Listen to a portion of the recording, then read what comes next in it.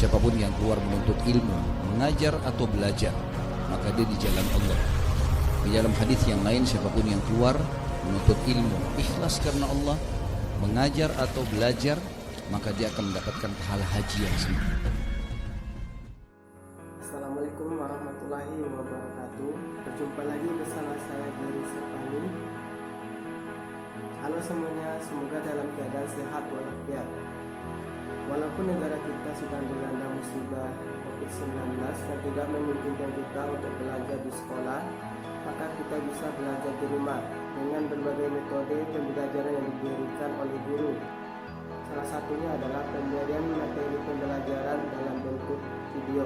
Maka dalam video kali ini kita akan membahas tentang tematik tema 9 tentang ilmu pengetahuan sosial, dan judul materinya adalah pemanfaatan sumber daya alam.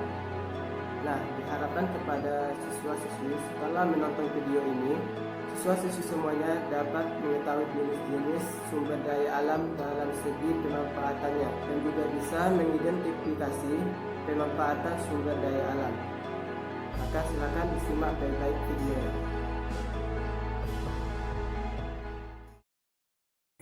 Assalamualaikum warahmatullahi wabarakatuh. Baiklah siswa-siswi sekalian, masih semangat kan untuk belajar pada hari ini? Oke, pada video kali ini kita akan membahas tematik tema 9 tentang IPS. Materinya adalah tentang pemanfaatan sumber daya alam. Segala sesuatu yang ada di alam dan dapat digunakan untuk memenuhi kebutuhan manusia, ini disebut dengan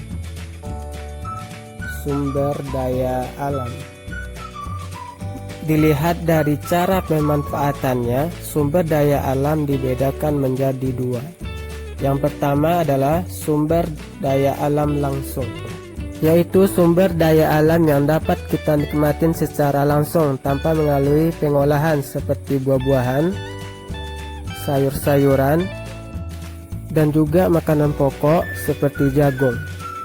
Nah, yang kedua adalah sumber daya alam tidak langsung, merupakan sumber daya alam yang harus diolah terlebih dahulu untuk dapat dinikmati, seperti minyak bumi yang harus diolah dulu menjadi minyak tanah, solar, bensin, dan bahan bakar minyak lainnya agar bisa dimanfaatkan oleh manusia. Indonesia merupakan negara yang memiliki sumber daya alam yang sangat melimpah. Nah, berikut ini adalah contoh sumber daya alam yang sangat bermanfaat bagi kehidupan manusia. Yang pertama adalah sumber daya alam dari hasil pertanian. Hasil pertanian dibedakan menjadi dua. Yang pertama adalah pertanian sawah, seperti padi. Padi merupakan produk utama pertanian. Padi bermanfaat sebagai bahan makanan pokok, khususnya bagi masyarakat Indonesia. Yang kedua adalah pertanian ladang. Contohnya seperti jagung, bermanfaat sebagai makanan pokok, makanan ternak, dan bahan pembuatan berbagai makanan ringan. Contoh lainnya adalah kacang kedelai, bermanfaat sebagai bahan baku pembuatan tahu, tempe, kecap, dan susu kedelai. Kita masuk pada sumber daya alam yang kedua, yaitu dari hasil perkebunan. Contohnya seperti teh. Teh adalah tanaman yang cocok ditanam di dataran tinggi. Teh bermanfaat sebagai bahan pembuatan minuman. Selain teh, ada juga hasil perkebunan seperti tanaman karet. Karet bermanfaat sebagai bahan baku dalam pembuatan ban. Contoh hasil perkebunan yang lain adalah seperti tanaman kopi. Kopi dapat dimanfaatkan sebagai bahan pembuatan minuman dan juga dapat dimanfaatkan sebagai bahan pembuatan parfum. Selanjutnya yang ketiga, pemanfaatan sumber daya alam dari hasil peternakan.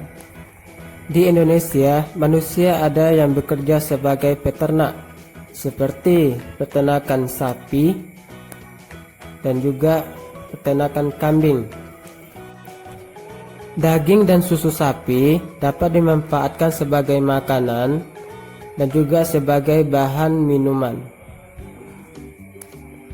Bahkan kulitnya dapat dimanfaatkan sebagai bahan baku kerajinan pembuatan pakaian. Selanjutnya ada berbagai macam peternakan hewan unggas seperti bebek dan juga ayam. Telur dan dagingnya dapat dimanfaatkan sebagai bahan makanan yang memiliki nilai protein yang sangat tinggi. Contoh lainnya adalah peternakan ulat sutra. Ulat sutra dapat menghasilkan kepompong yang dapat dimanfaatkan sebagai bahan baku pembuatan kain sutra dan pembuatan pakaian. Selanjutnya nomor 4, hasil laut dan perikanan. Contohnya adalah mutiara pada kerang. Dapat dimanfaatkan sebagai bahan pembuatan perhiasan seperti cincin dan juga seperti mahkota. Bahkan dagingnya bisa dimanfaatkan sebagai bahan makanan. Bahkan cangkang pada kerang bisa dimanfaatkan sebagai bahan kerajinan. Di Indonesia dikaruniai berbagai macam ikan. Ikan dapat dimanfaatkan sebagai bahan makanan dan sumber protein hewani. Bisa juga sebagai bahan baku pembuatan obat-obatan. Dan yang terakhir adalah hasil tambang. Contohnya adalah seperti emas. Emas bisa dimanfaatkan sebagai bahan baku pembuatan berbagai macam perhiasan seperti cincin dan juga seperti mahkota.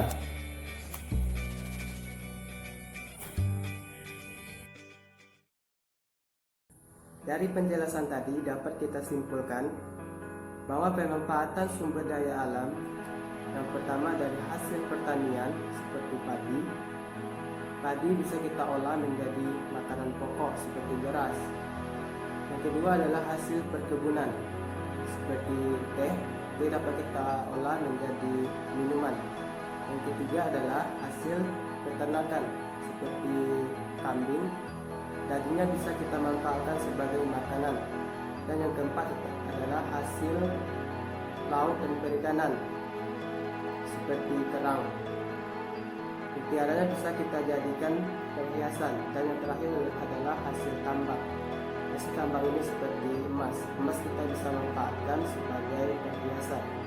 Nah, mungkin sampai di sini dulu video kita hari ini. Semoga bermanfaat. Assalamualaikum warahmatullahi wabarakatuh.